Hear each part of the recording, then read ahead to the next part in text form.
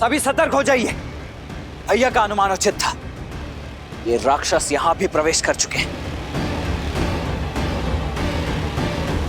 वो अवश्य उस ओर से आ रहे होंगे। मैं वहां जाकर देखता हूं। उचित है नीर, तुम आगे जाकर देखो।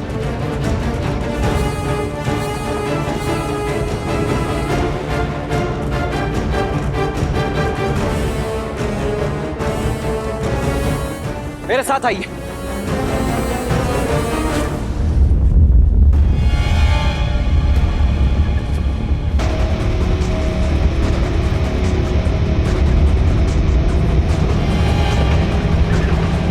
अवश्य किसी अनिष्ट की आशंका है यहाँ।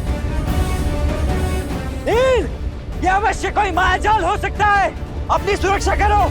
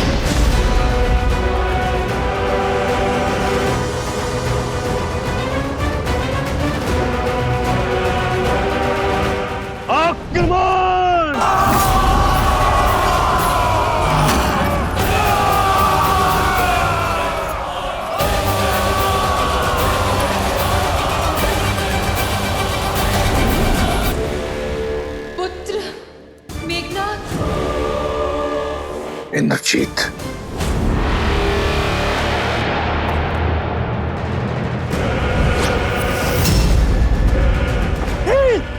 हटो वहां से।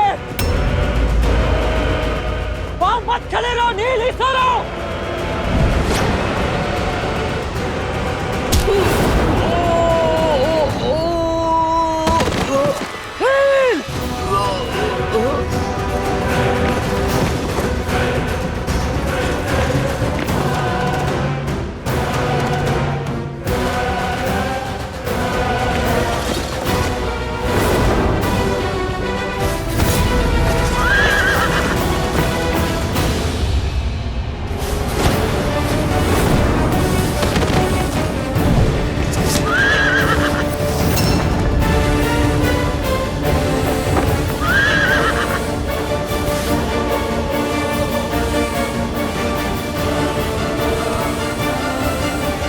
हम अकेले इन्हें नहीं रोक पाएंगे।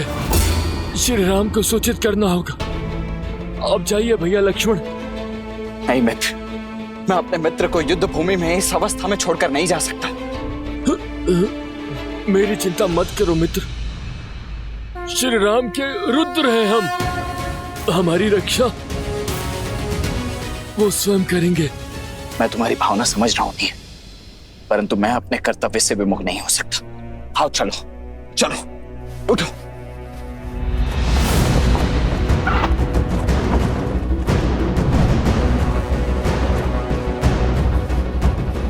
पीछा करो इनका।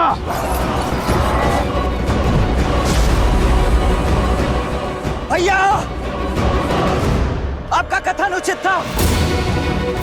ये एक पाश था। बृहस्पति का आक्रमण हो चुका है।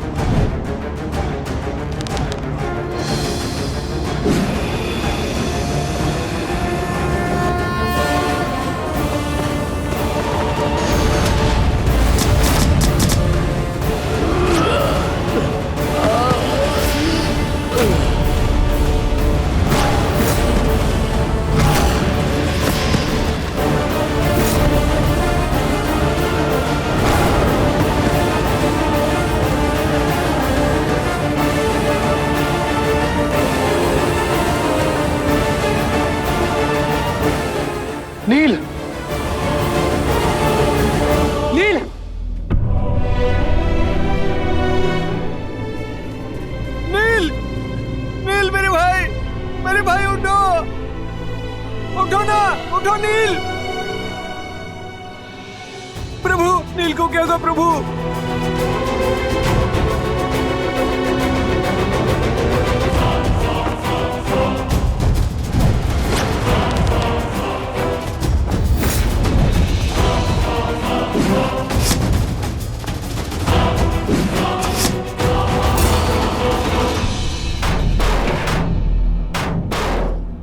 ऐसा कवच मैंने आज तक नहीं देखा।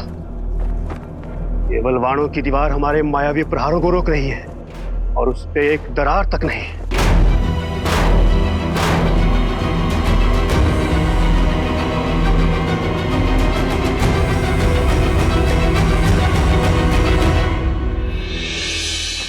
ये जीवित है।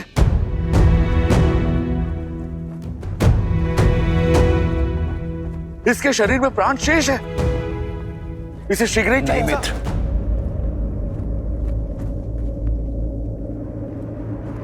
नहीं।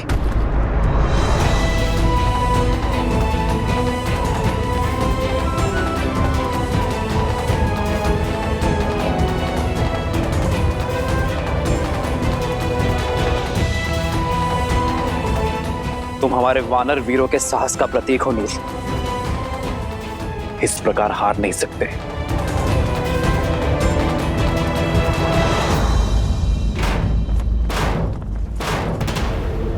दिखाओ मुझे कि तुम वही महाबली प्रहस्त हो जिसने मेरे साथ कंधे से कंधा मिलाकर शास्त्र युद्ध लड़े। वीरों, संसार में ऐसा कोई कवच नहीं जिसे हम राक्षसों का बल तोड़ ना सके। इस कवच के पीछे हमारा लक्ष्य है। अंकेश के शत्रु हैं, हमारा आखेट है। लगा दो अपना संपूर्ण बल और तोड़ डालो इसे।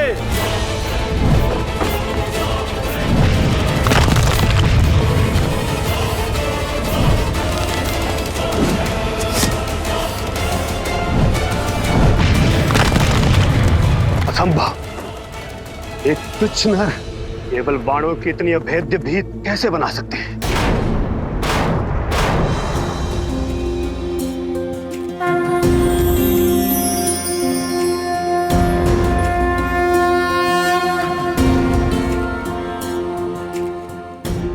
जागो नील, अपने नेत्र खोलो। तुम्हारे राम को तुम्हारी आवश्यकता है।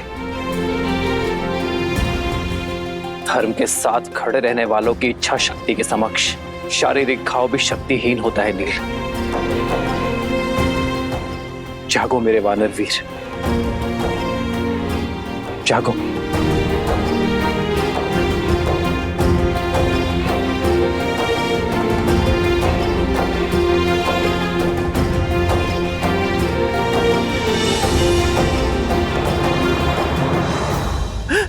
सुग्रीव का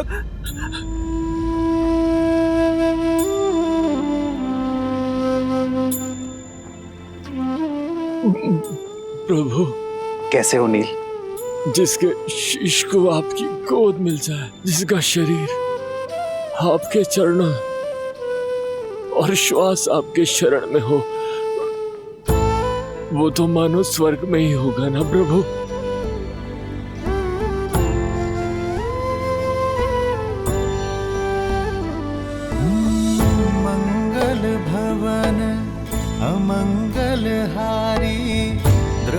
सुदशरथ अजर बिहारी।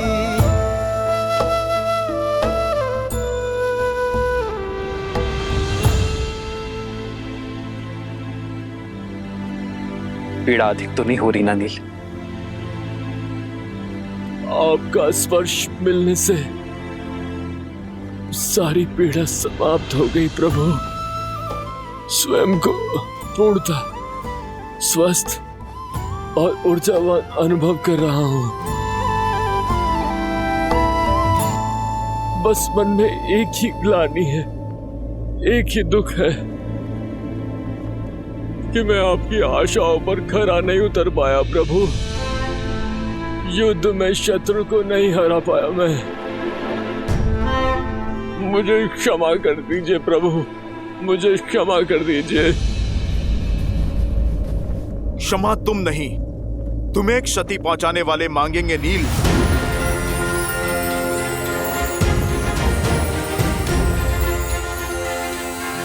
पीछे से वार करने वाले शत्रु का संहार प्रभु श्री राम का ये दूत करेगा।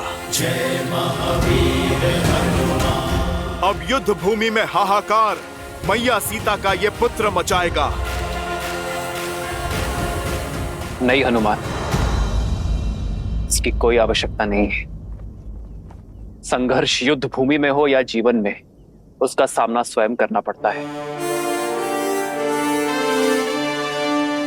यदि प्रहार नील पर हुआ है तो उस प्रहार का उत्तर देने का अधिकार केवल नील को ही है। प्रभु, किंतु नील को तो गहरी चोट लगी है। चोट शरीर पर लगी है, साहस पर नहीं, सामर्थ्य पर नहीं। यदि मन ठान ले तो शरीर भी साथ अवश्य देगा।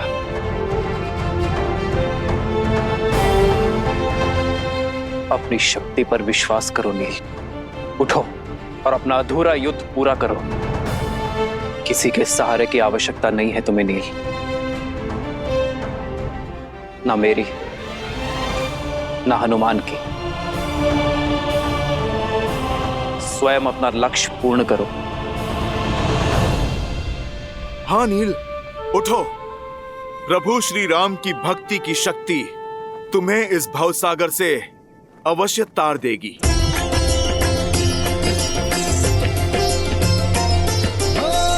मंगल भवन मंगल हारी, प्रभु सुदशरथ अजर बिहारी। स्मरण रहे नील, हम किसी का ऋण शेष नहीं रखते।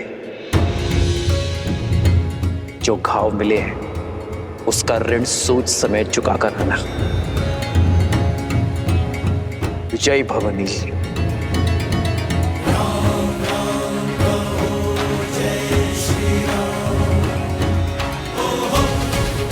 लो नील। राम राम कहो जय श्री राम, दशरथ नंदन राजा राम।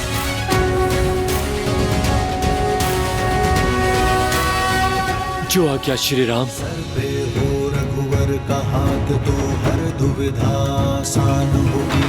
तुम वीर पुरुष, तुम पराक्रमी, तुम मर्यादा के हो स्वामी। साथ तुम्हारा जिसके साथ, तुम संकट हर लो आगामी।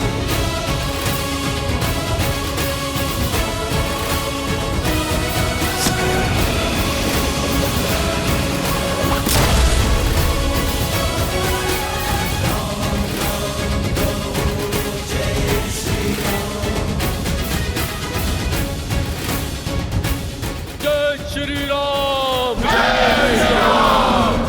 राम कहो जय श्री राम, दशरथ नंदन राजा राम।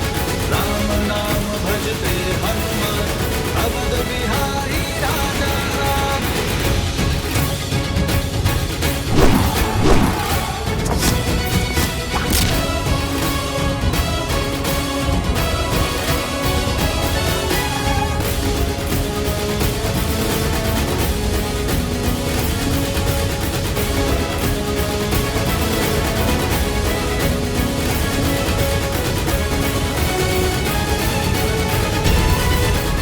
देख क्या रहे हो प्रहस्त?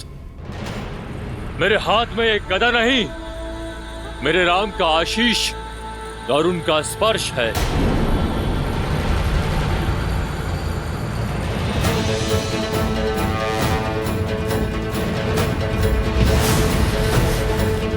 आक्रोश जोश क्रोध का ये क्षण है प्रतिशोध का। ललकार अहंकार का ये क्षण है अति विरोध का। जय श्री राम।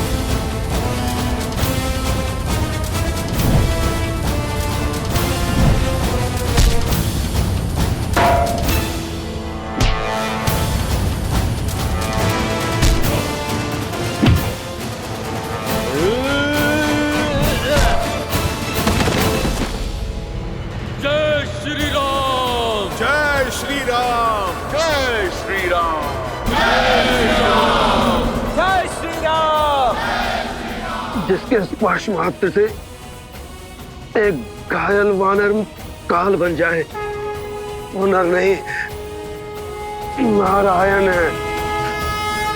श्री राम श्री राम श्री राम।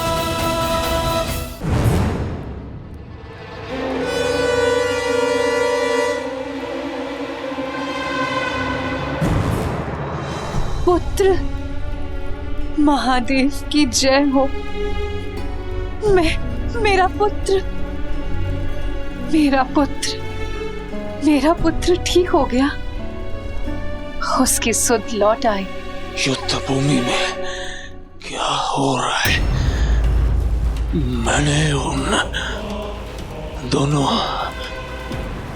भाइयों का वध कर।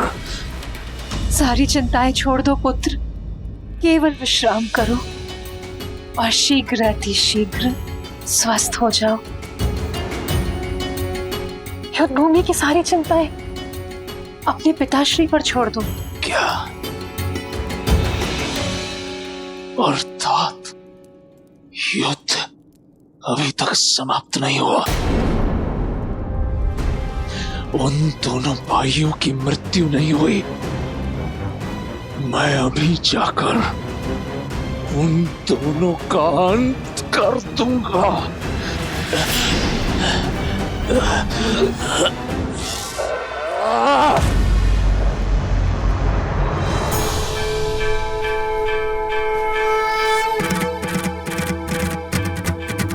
जय जय अविनाशी सब घटवासी व्यापक परमानंदा अभिगत गोदीतम चरित पुनीतम मायानगित पहुंच गया हूं मैं। कि देवी मंदोदरी ठीक कहती है, आप नर नहीं नारायण है, साक्षात विष्णु का अवतार है। खेद केवल इतना है कि बहुत देर में समझा। मेरे पाप क्षमा करें। मुझे अगले जन्म में उच्च योनि, अच्छा जीवन और अच्छा कुल देश श्री राम पापों से दूर रखे। पिछले जन्म के कर्मों का फल होता है अगला जन्म। इस जन्म के कर्म तो भोग नहीं होंगे प्रहस्त, किंतु मैं आशा करूंगा कि इस जन्म से मिली सीख अगले जन्म के लिए पुण्य और सदाचार की नींव रखेगी। श्री राम।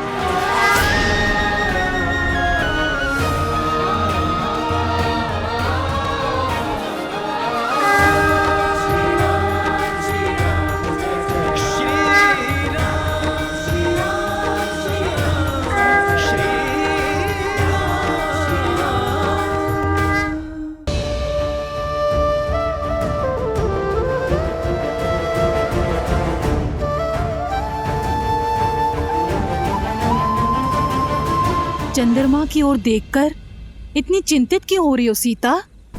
चंद्रमा का आकार घट रहा है त्रिजय का। कार्तिक अमावस्या निकट है और उससे पहले हमारा अयोध्या पहुंचना आवश्यक है। 14 वर्ष वनवास की अवधि समाप्त होने को है त्रिजटा। लंकेश के पास असीम बल और असाधारण संसाधन हैं। हार मानने का तो प्रश्न ही नहीं है। लंकेश चाहे तो इस युद्ध को अनंत काल तक खींच सकते हैं। श्री राम कितना भी प्रयास कर ले, इतनी शीघ्र लंकेश से प्रतिकार संभव नहीं होगा। अमावस्या से पहले अयोध्या कैसे पहुंच पाओगे तुम सब? भैया, वेद की भांति समय हाथों से फिसल रहा है भैया। कार्तिक अमावस्या से पूर्व किसी भी मूल्य पर हमें अयोध्या पहुंचना ही होगा। बस अब समय आ चुका है भैया। उस पापी रावण और उसकी पाप की नगरी लंका को ध्वस्त करने का।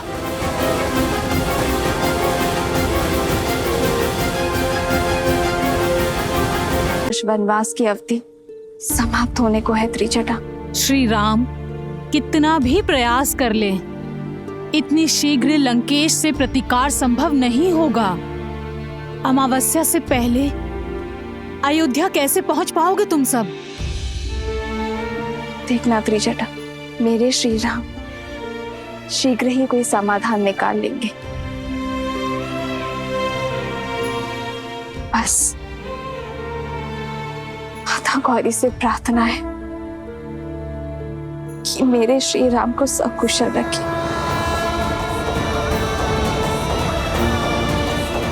तन से भी और मन से भी। मेरे श्री राम के हृदय को कितनी पीड़ा हो रही होगी, इतने निकट आकर भी मर्यादा की सीमा से रुके हुए।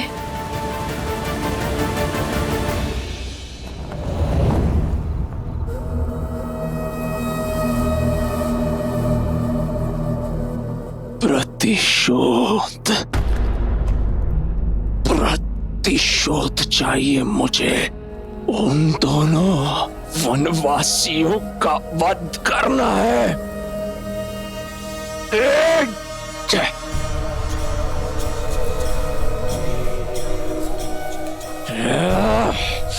प्रतिशोध की अग्नि को प्रज्वलित रखने के लिए उसमें विश्वास का घी डालना पड़ता है, दुर्बलता का जल नहीं। स्मरण करो, तुम कौन हो, किसके पुत्र हो?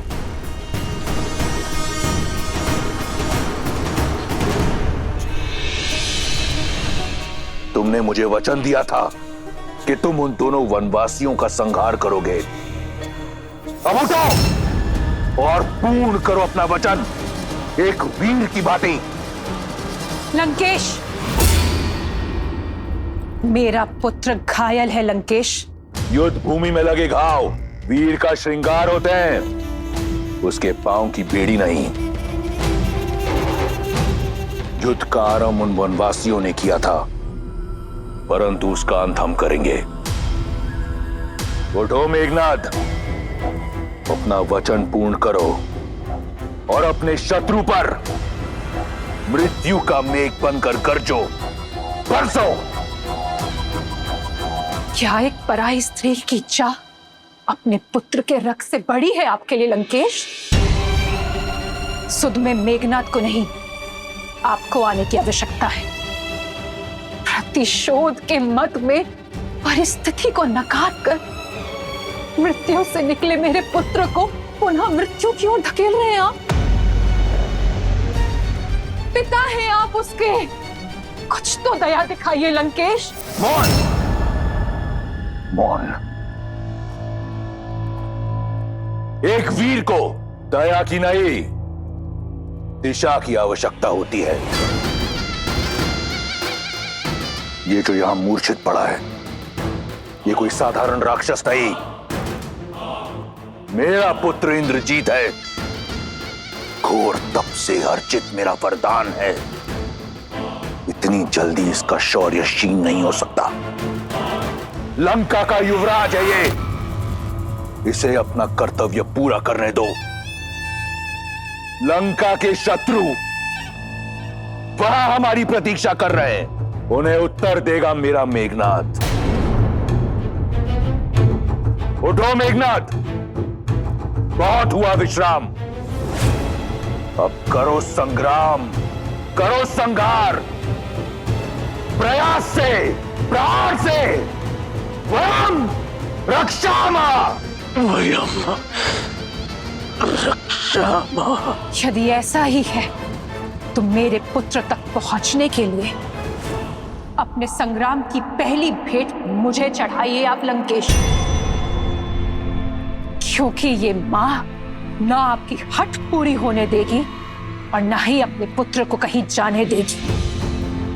क्योंकि जो मेरे सामने है वो लंका का युवराज नहीं, मेरा पुत्र है, जिसे मैंने अपनी कोख में पाला है, अपने रक्त से पाला है लंकेश। और इस रक्त को अब मैं बहने नहीं दूंगी। इसे जीवन दिया है मैंने, और मेरे होते हुए इसका जीवन जाने नहीं दूंगी मैं। यदि अब युद्ध में मेघनाद गया तो मेरे शव से होकर जाएगा।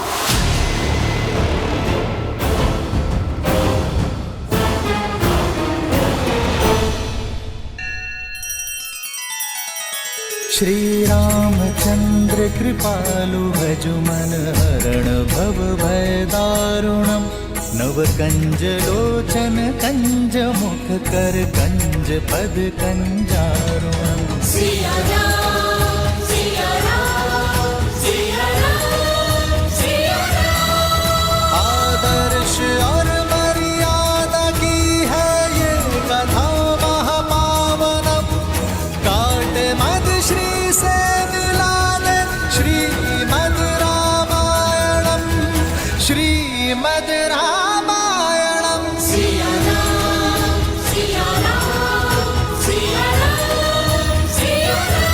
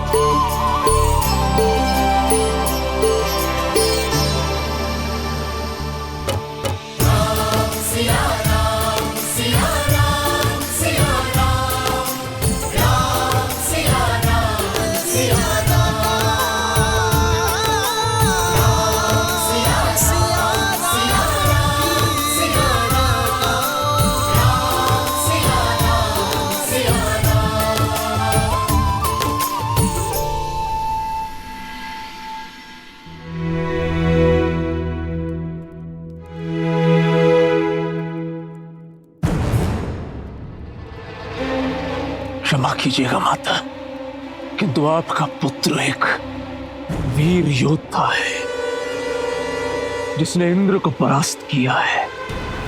मैं तुच्छ वनवासी से पराजय स्वीकार नहीं कर सकता। वो वनवासी नहीं, नारायण है मेघनाद। मेरे नारायण केवल मेरे पिता है और मेरा लक्ष्य उनके सम्मान की रक्षा करना। मेघनाद, तुम घायल हो पुत्र। और मेरे घावों की औषधि उस वनवासी का रक्त है। मेघनाद, मैं उसी से ठीक होऊंगा। वाह, वो वनवासी बिना किसी वैद, बिना किसी औषधि के रण में खड़ा है। यही आशा थी मुझे तुमसे कि तुम ये साहस दिखाओगे। अब समय आ गया है पिताश्री कि मैं आपकी वो आशा पूर्ण करूं। इस युद्ध पे सदा सदा के लिए विराम लगा दूं। आप केवल आज्ञा दीजिए। आज्ञा है मेघनाद, परंतु पहले ब्रह्मदेव के वरदान अनुसार वट वृक्ष की पूजा करो। उसके उपरांत माता निकुंबला देवी की गुफा में जाओ। और अनुष्ठान करो, वो रथ पुनः पाओ जिसमें बैठकर तुम अजयी हो, अमर हो, और फिर जाओ उस वनवासी और उन मरकटों को उनकी उद्दंडता का दंड दो। स्मरण रहे पुत्र, हम राक्षस हैं, हमें हर वरदान घोर तप के पश्चात मिलता है। वहीं रुक जाओ मंदोदरी। ये बात एक पिता और पुत्र, एक राजा और युवराज के समक्ष है, इसमें हस्तक्षेप मत करो। अन्याय के विरुद्ध छिड़े इस युद्ध में राम की ढाल बने हैं आप। जब जब मेरे पग डगमगाए तब तब मेरा संबल बने हैं आप। हमने बहुत संयम साधे रखा, सदैव धर्म और मर्यादा का आंचल थामे रखा, किंतु शत्रु ने नियमों की अनदेखी की, सदैव अधर्म का मार्ग चुना। मेरे वानर वीरों, अब तक आप सब इस राम की ढाल रहे हैं, किंतु अब समय आ गया है कि मेरी ढाल मेरे शस्त्र बन जाए, मेरे संबल शत्रु का आधार हिला दे। असुरों ने हर असुरी शक्ति का प्रयोग किया, किंतु अब समय है मानव और वानर की एकता के शक्ति प्रदर्शन का। लंका की ये भिट्टियां हमें चुनौती दे रही हैं वानर वीरों। अब समय आ गया है लंका के अभिमान को भंग करने का, स्वर्ण लंका के मान को भस्म कर देने का, अभेद्य लंका को भेदने का। जिन्होंने इस संसार के हर घर को असुरक्षित कर छोड़ा है, उन मायावियों को उनके ही नगर, उनके ही घर में घुसकर समाप्त करने का।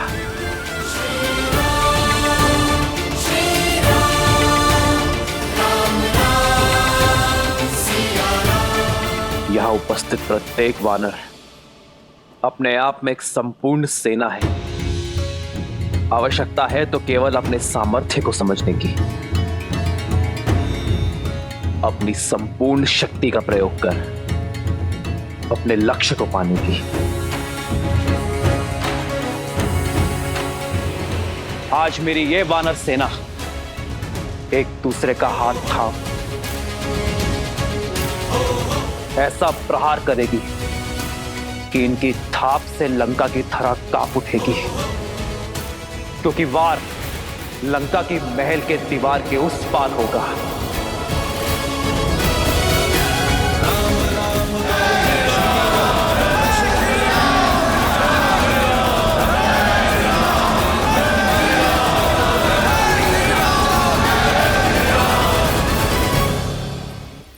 मां का स्थान सदा पिता और पुत्र के बीच ही होता है लंकेश, और महारानी को युवराज और महाराज के बीच हस्तक्षेप करने का पूरा अधिकार है। आप मेरी बात क्यों नहीं समझ रहे हैं लंकेश? जिनसे आप युद्ध कर रहे हैं वो स्वयं श्री विष्णु है, नारायण है लंकेश। तुम्हारे इस भय का केवल एक ही निवारण है, केवल एक, उस कथित विष्णु का वध। माता,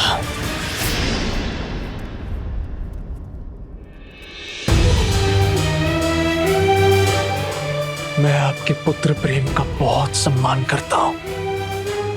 आपका ये भय, ये चिंता आपके पति और पुत्र को दुर्बल बना रही है माता। इसलिए आप कृपा करके इसके बीच बाधा मत बनिए। मैं अभी इसी क्षण निकुंभला गुफा जाकर अपनी पूजा संपन्न करूंगा, और उसके पश्चात क्या पुत्र? है कोई ऐसी युक्ति, ऐसी पूजा जो नारायण को पराजित कर दे? मेघनाद, अपने नेत्रों से अपने पिता प्रेम का आवरण हटाओ और सत्य से मुख मत मोड़ो। सत्य से मुख तो आप मोड़ रही है माता। बस मैंने अपने पहले प्रहार में ही राम और लक्ष्मण दोनों का अंत कर दिया था। जिस राम को आप नारायण कह रही हैं, वो मेरे नागपाश के प्रहार से भूमि पर पड़ा अपने अंतिम श्वास गिन रहा था। वो कोई नारायण नहीं है माता, केवल एक तुच्छ नर है। पिछली बार तो वो बच गया, किंतु इस बार मैं अपनी पूजा संपन्न करके उन पर ऐसा प्रहार करूंगा कि नर के साथ साथ उनके तथाकथित नारायण का भी अंत हो जाएगा। मेघनाथ, तुम कहीं नहीं जाओगे मेघनाथ। माता, आप समझ क्यों नहीं रही हैं? लंका का युवराज होने के नाते मेरा कर्तव्य है लंका का संरक्षण। अपनी दृढ़ता से मुझे बल दीजिए माता, अपनी ममता से मुझे दुर्बल मत कीजिए। मुझे मेरा कर्तव्य निभाने दीजिए।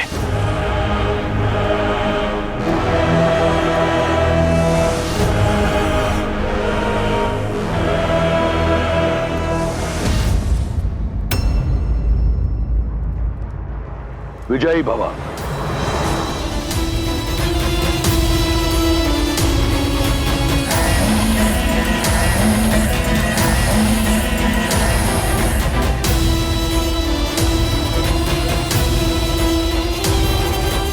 मेघनाथ, मेघनाथ मेरी बात सुनो। मेघनाथ, मेरी बात समझो।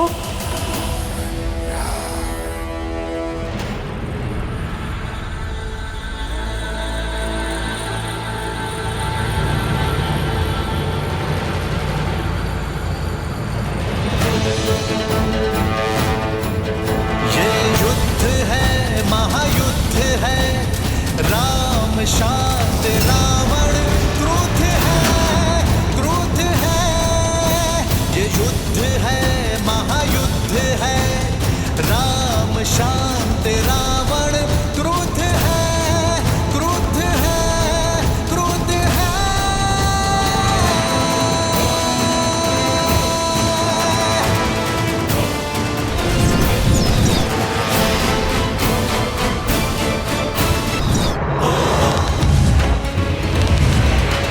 पग पड़ते श्री राम के जहाँ शोभे छा जाती, राम नाम का गुंजगान तो मन में शक्ति भर जाती।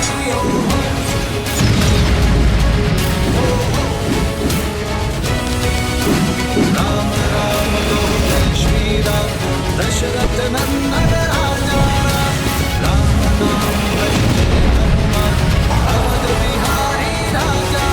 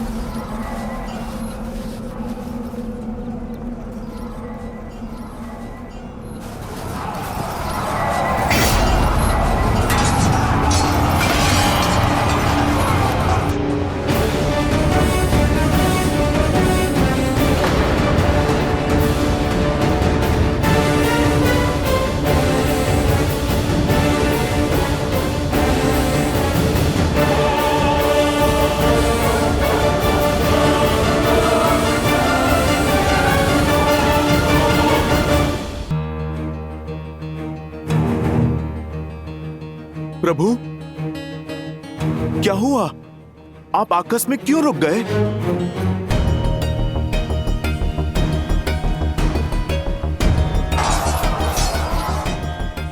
चलिए भैया।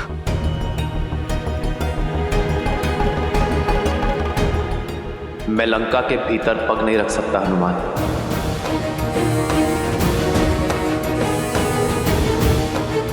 मैं लंका के इस द्वार की मर्यादा भंग कर सकता हूं, परंतु मेरी मर्यादा नहीं। कौन सी मर्यादा भैया? इस रावण ने कौन सी मर्यादा पाली है जो आप मर्यादा के विषय में सोच रहे हैं? यदि रावण की भांति मैंने भी मर्यादा का उल्लंघन किया तो हम में और रावण में क्या ही अंतर रह जाएगा लक्ष्मण। रघुकुल रीत सदा चली आई,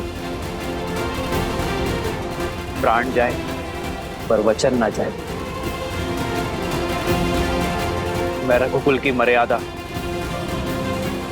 अपने पिता और अपनी माताओं को दिया वचन नहीं तोड़ सकता। तुम शीघ्र अतिशीघ्र अयोध्या छोड़कर 14 वर्षों के लिए वनवास चले जाओ। आपका ये पुत्र आपकी इच्छा और पिताश्री के वचन दोनों को अवश्य पूर्ण करेगा। तो भैया, यहाँ रघुकुल से या अयोध्या से कोई भी नहीं है जो आपकी मर्यादा के उल्लंघन पर प्रश्न उठा सके। पर मैं स्वयं तो हूं ना लक्ष्मण। क्या मेरा हृदय, मेरा मन मुझसे ये प्रश्न नहीं करेगा? क्या मैं अपने प्रतिबिंब से स्वयं अपने नेत्र मिला पाऊंगा? क्या मैं अपने अनुज को उचित अनुचित का मार्ग दिखा पाऊंगा? जिन लोगों ने मुझ पर विश्वास किया है, मेरे लिए अपना जीवन न्यौछावर किया है, क्या मैं उनका विश्वास सिद्ध कर पाऊंगा? मैं एक वनवासी हूं लक्ष्मण, अपने राज्य से निष्कासित।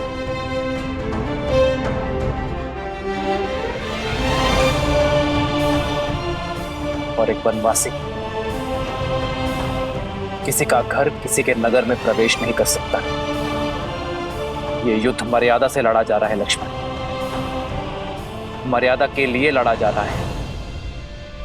फिर उसमें मैं अपने दिए हुए वचन की मर्यादा का उल्लंघन कैसे कर सकता? मेरा लंका में प्रवेश करने का प्रश्न ही नहीं उठता।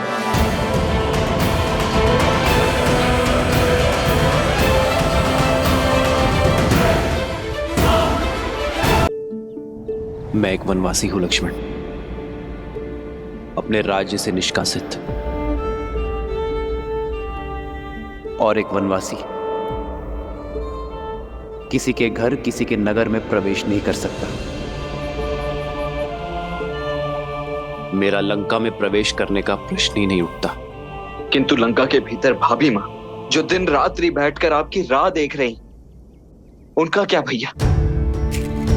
न्याय और नीति भी यही कहते हैं कि परिस्थिति असामान्य होने पर नियमों में बदलाव किए जा सकते हैं। और यहाँ तो न ये युद्ध साधारण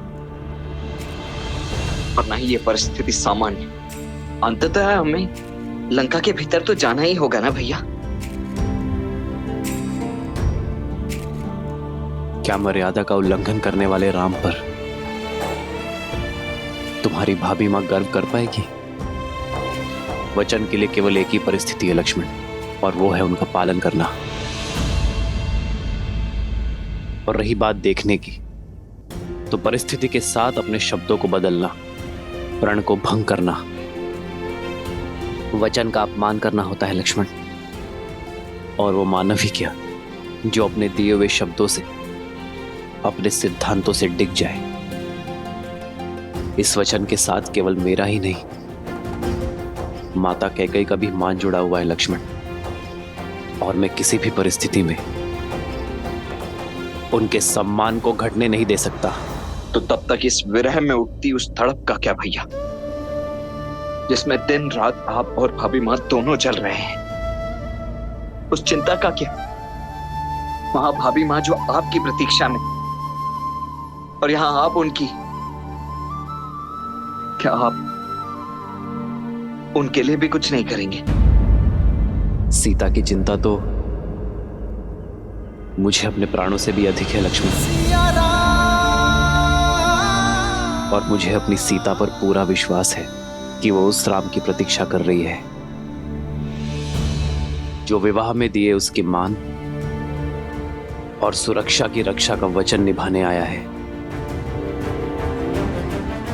सीता अवश्य आएगी लक्ष्मण।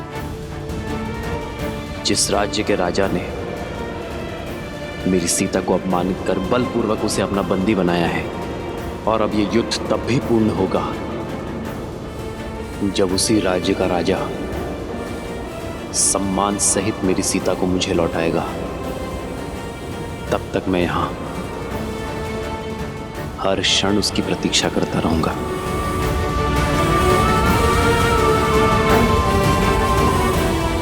सीता लंका में बंदी बनकर आई थी, किंतु बाहर एक रानी बनकर आएगी।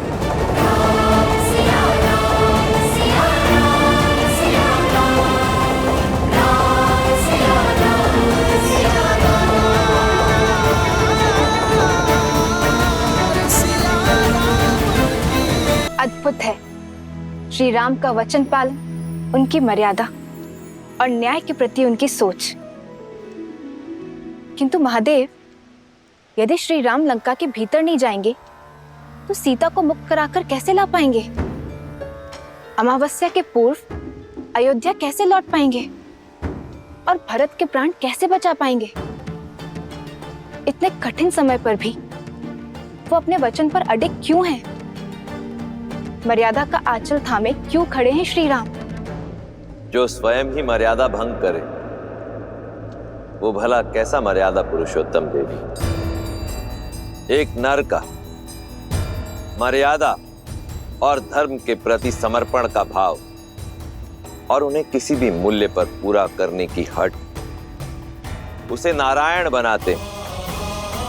और श्री राम का यह समर्पण भाव और हट ही है जो उन्हें मर्यादा पुरुषोत्तम श्री राम बनाती।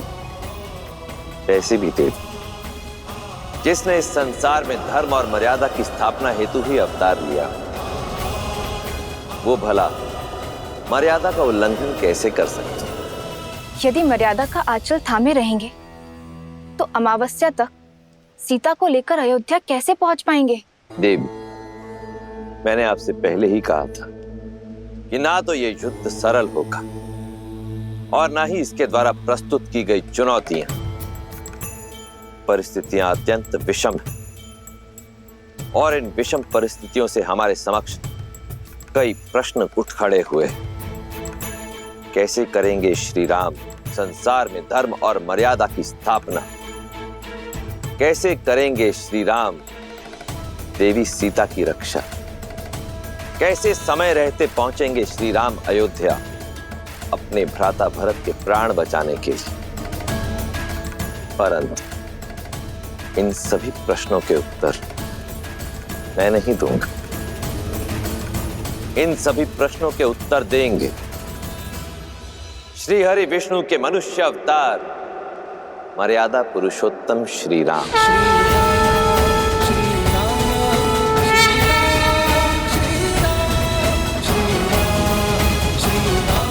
हनुमान में लंका की सीमा में प्रवेश नहीं कर सकता, किंतु सीता के प्रति मेरा विश्वास हर सीमा लांघेगा।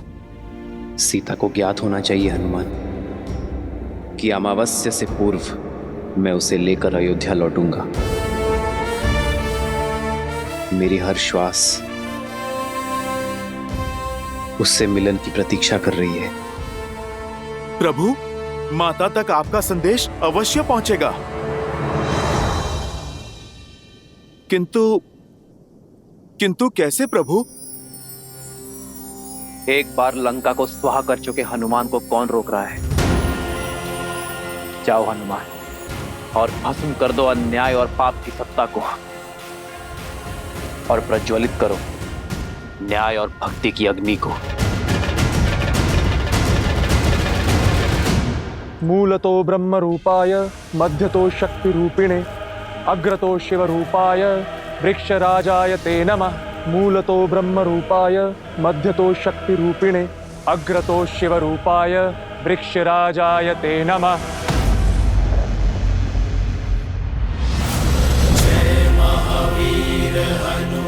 भागो भागो। अरे तो वही है। फिर आ गया हाहाकार मचाने। भागो, प्राण बचाओ, हनुमान आ गया है, भागो। अरे अरे, डरो मत, वानर हूँ, राक्षस नहीं। तुम लोगों ने पहले भी तो बांधा था मुझे। आओ आओ, मुझे फिर से बांध लो। मेरी पूंछ में अग्नि नहीं लगाओगे? अरे आओ।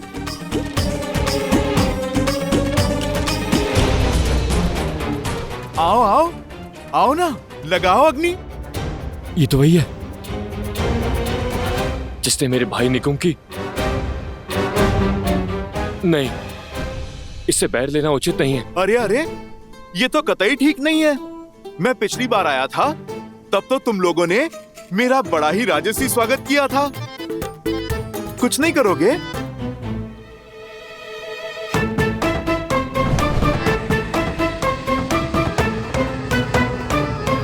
अरे भाई, विलंब किस बात का?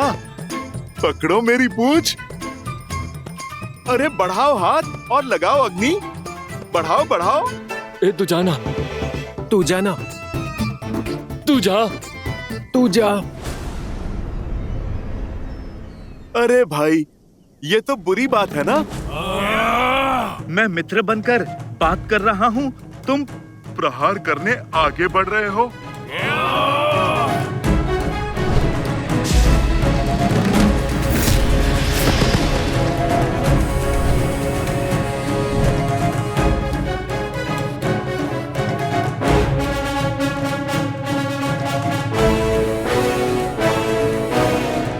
आ गए मेरे शिष्यों? जी हनुमान काका।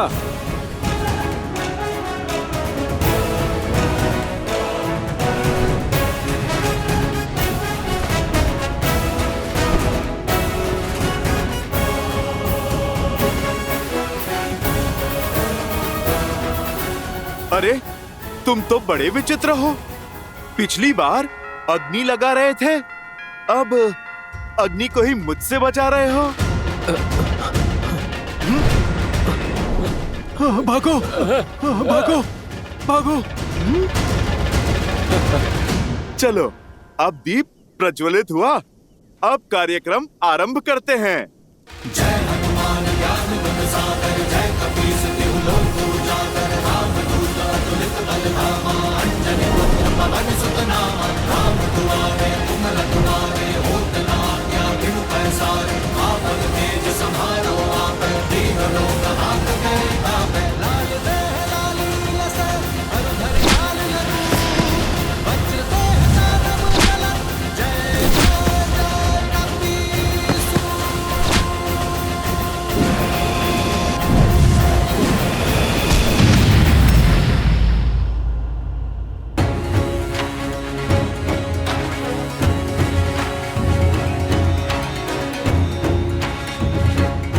मैं लंका में प्रवेश नहीं कर सकता, किंतु मेरे बाणों पर ऐसा कोई प्रतिबंध नहीं है।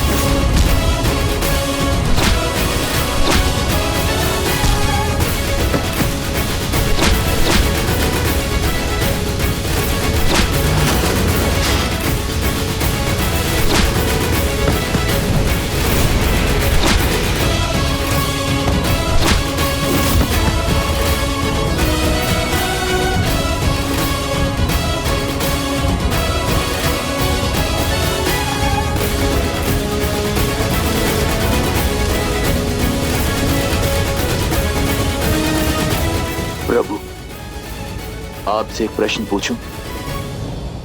मुझे आप पर पूर्ण विश्वास है, किंतु एक बार लंका जल चुकी है,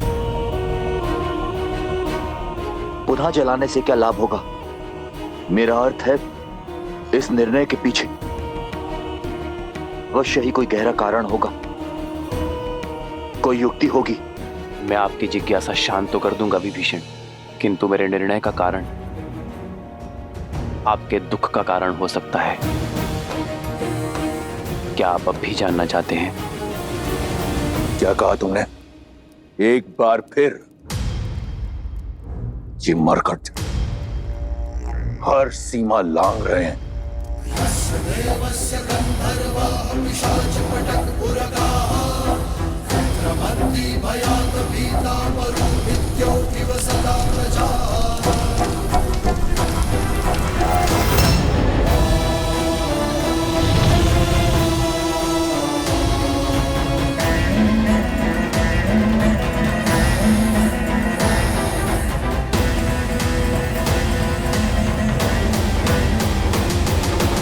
ये अग्नि लंका दहन के लिए नहीं है, रावण के मन में और अधीरता भड़काने के लिए है।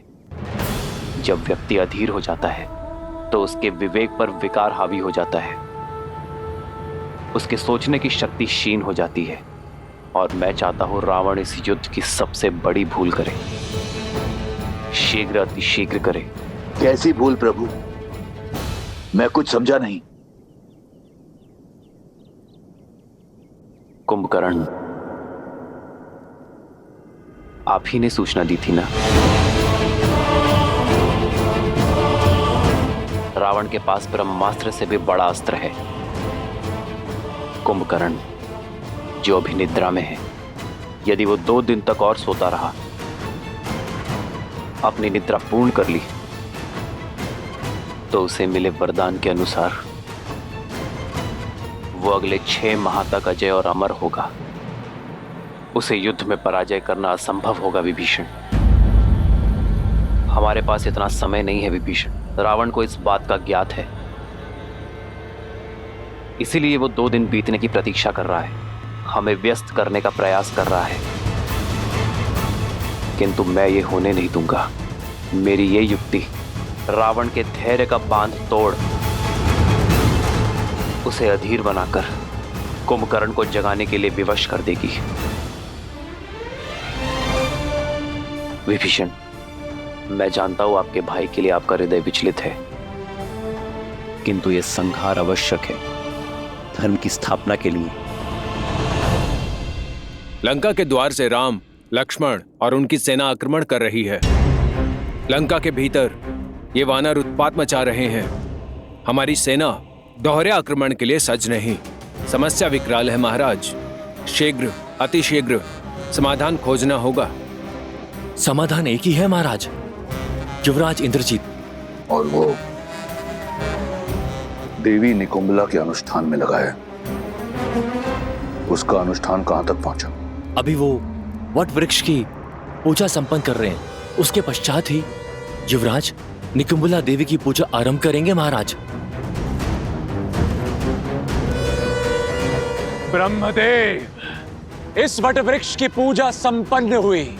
अब आपके दिए वरदान के अनुसार मैं देवी निकुंभिला का आह्वान करने हेतु सज्ज हूं। अपने आशीर्वाद के फलीभूत होने का आशीर्वाद दीजिए ब्रह्मदेव, क्योंकि निकुंभिला देवी की पूजा संपन्न होने के पश्चात इस समस्त संसार में मुझे कोई पराजित नहीं कर पाएगा। अजय हो जाऊंगा मैं सदा सदा के लिए। अग्रतो शिव रूपाय वृक्षराजाय ते नमः। मूलतो ब्रह्म रूपाय मध्यतो शक्ति रूपिणे। अग्रतः शिव रूपाय वृक्षराजाय ते नमः।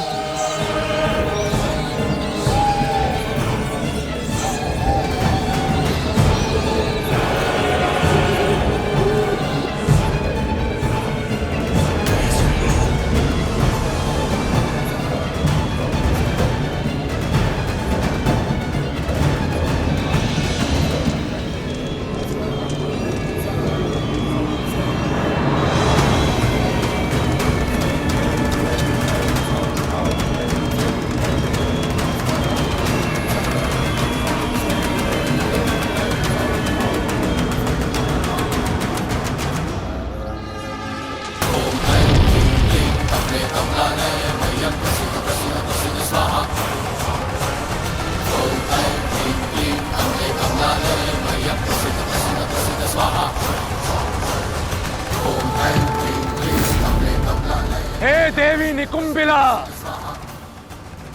मैं दशानन रावण पुत्र इंद्रजीत आपका आवाहन करता हूं। आपसे अजय रथ और शक्ति अस्त्र मांगता हूं और यह आशीर्वाद चाहता हूं कि आपके शक्ति अस्त्र से मैं उन वनवासियों के जीवन का अंत स्वयं अपने हाथों से लिख सकूं। समस्त लंका की आस और मेरे पिता का विश्वास केवल मुझ पर टिका हुआ है और मेरी आस और मेरा विश्वास आपके आशीर्वाद पर, मेरे अजय होने के वरदान पर। इसलिए अब जब तक मेरी मनोकामना पूर्ण नहीं हो जाती, मुझे वो अजय रथ और शक्ति अस्त्र प्राप्त नहीं हो जाता, मैं अपना रक्त आपको समर्पित करता रहूंगा। जब तक मेरे शरीर में बहते रक्त की अंतिम बूंद समाप्त नहीं हो जाती, मैं आपकी पूजा आराधना करता रहूंगा। ओम निकुंबलाय नमः, ओम निकुंबलाय नमः, ओम ह्रीम झूम सा, ओम भूर्भुवः स्वाहा। लंका के पास समय नहीं है महाराज। वानरों का तांडव आपने देखा है। शीघ्र ही कुछ नहीं किया तो हम सब कुछ हार जाएंगे महाराज। रावण के रहते ऐसा नहीं होगा। इन उद्दंडियों को दंड अब मैं स्वयं दूंगा। नहीं महाराज, पिताश्री कुंभकर्ण, युवराज इंद्रजीत और मेरे होते हुए आपको रणभूमि में जाने की कोई आवश्यकता नहीं। तुम्हारे पिता की निद्रा टूटने में कितना समय शेष है? 2 दिन महाराज। यदि कुंभकर्ण को समय से पहले उठाया, ना तो वो अजर रहेंगे और ना ही अमर। युवराज को बुलाने के अतिरिक्त और कोई विकल्प नहीं महाराज। हाँ महाराज, हमें युवराज इंद्रजीत को वापस बुला लेना चाहिए। अब वो ही हैं जो इन नर और वानरों की सेना से इस लंका को बचा सकते हैं।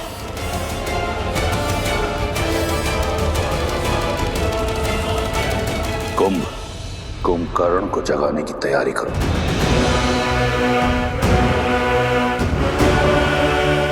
एक बार सोच लीजिए महाराज, यदि पिताश्री को अभी उठाया तो अगले 6 माह तक अपना अमृतत्व खो देंगे। तुम्हें क्या लगता है इस बात का मुझे ज्ञान नहीं? रावण से अधिक कुंभकर्ण की शक्तियों के बारे में कोई नहीं जानता।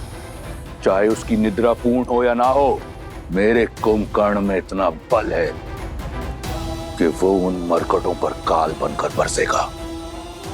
तुम लंकेश के आदेश का पालन करो और उठाओ मेरे कुंभकर्ण को। मैं राम और इस युद्ध का अंत देखना चाहता हूं, शीघ्र अतिशीघ्र। यस्य देवस्य तद्धर्मा शाश्वतम्